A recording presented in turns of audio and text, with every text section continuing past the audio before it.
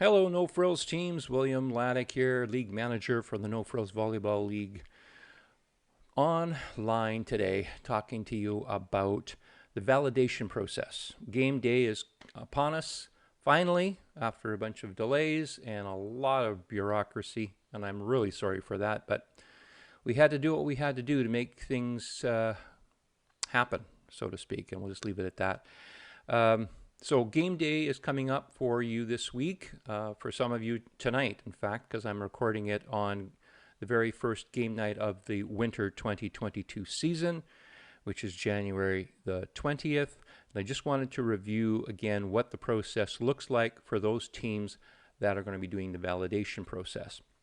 So we're going to just quickly go down the list of what I have a summary list. I'll be sending that information out to all the teams. But basically what needs to happen is that every team needs to pick someone on their team to be a validator. Now that person can change from week to week. That's totally up to you guys as to how do you want to do that.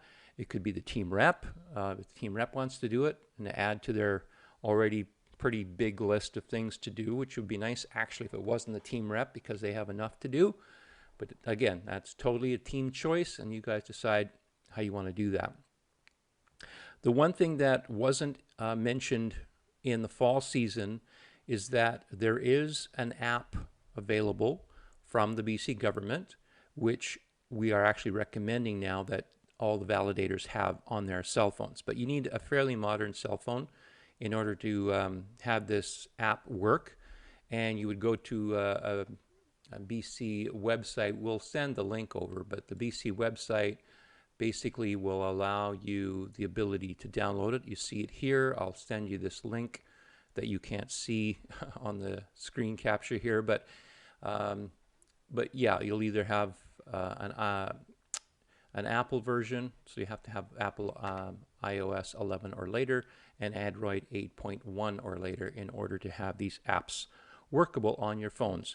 Now, the apps you'll only need when you're either at Simon Fraser University, if you're doing a makeup game, or if you are in a situation where there's someone on the other team's roster and you're the validator and they're not on the active list, then you might need the BC app reader at that point. Okay, so just keep that in mind.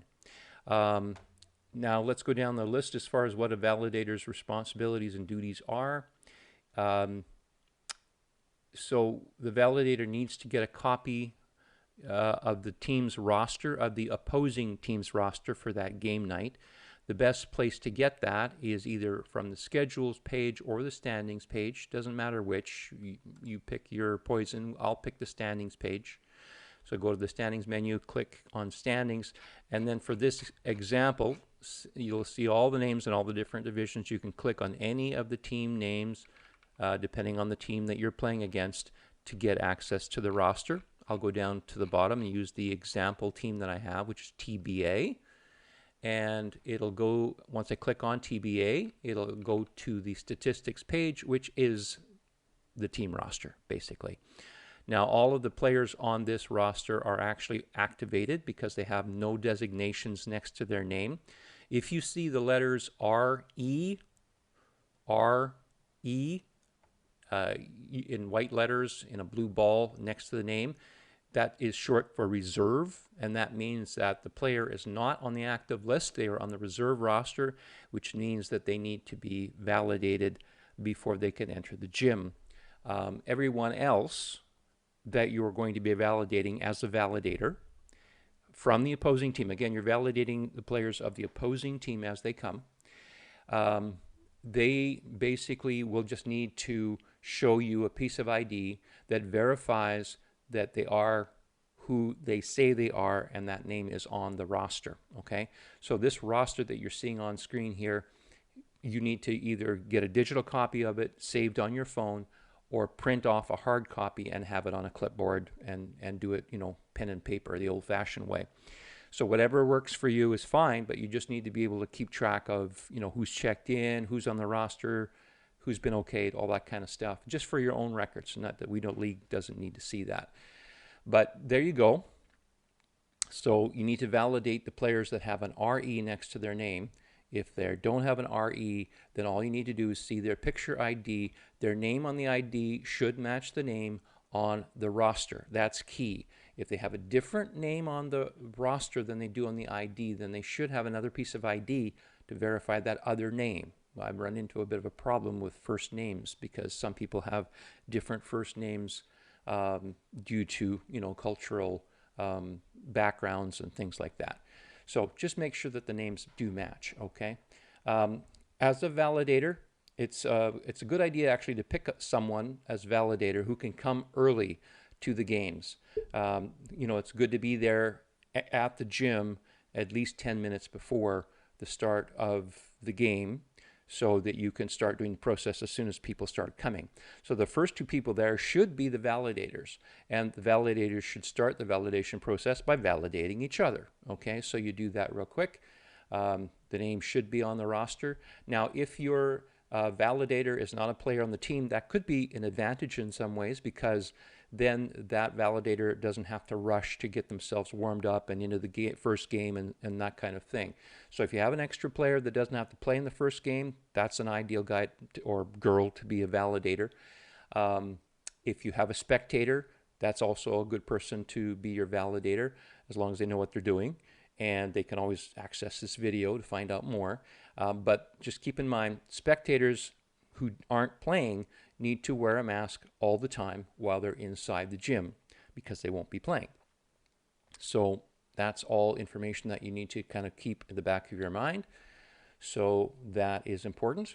Again, I mentioned validators validate the opposing team's players, not their own team's players. That's very important.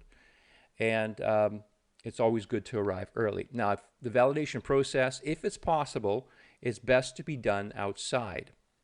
If the lighting conditions are such that you can see the people's IDs and their faces when they come, and that it's not like raining on you or something. I mean, there should be some shelter there. If you can't do it, I understand completely, but then just do the validation just inside the doorway of the gymnasium. And people shouldn't come in until they've been validated. So it should be something done right at the doorway, okay? So the two validators are at the doorway validating the players from the other teams. Anything else that you need to know? Let's take a look at the list here. Validation process done, and good conditions if possible. We mentioned that. Players arrive with masks on, actually masks off if you're outside, so that they can see your face and it matches the ID that you're going to be showing. And then just before you enter the gym as a player, put your mask on, do your necessary warm-up, so then you can do your team warm-up, you can take your mask off and then start playing after that, and you should be all set to go as a player. Spectators, again, as I mentioned, need to be wearing a mask the whole time they're inside the gym, please. Other than that, I will be sending some information on school phone numbers for custodians. I've updated it, and they are all active now, so those phone numbers will be useful, but please, only for the team reps for those phone numbers, and do not share it with the entire team, and certainly do not share it with the general public, as the Vancouver School Board do not want those numbers released to the public openly and freely. So please respect that. And other than that, guys, please enjoy your games. Do remember that the 8 to 10 o'clock time frame, if you are playing a game inside of the 8 to 10 time frame, that you do need to be done, wrapped up, and walking out the door at 9:45 p.m. Okay, so games, first three games, best of 5. First three games will go to 25 points. The fourth game will go to 21 points. And then the last game, if you have to go 5 games that count, then look at the clock and make a determination. If you have less than 10 minutes, you don't play that last game, your game ends up in a tie. But if it's anything inside of 11 minutes to 20 minutes, then you should be able to play a game to 15 points or at least 11. Okay, you decide among the team reps as to what cap that last game will have. All right, guys, that's it. I've thrown a lot at you here. Hopefully it's helpful, not confusing, but there will be written information here as well. I just wanted you to see how to access the team rosters here in the video and go through a few things as well. Any problems, give us an email, drop us a line, info@nofrillsvolleyball.com.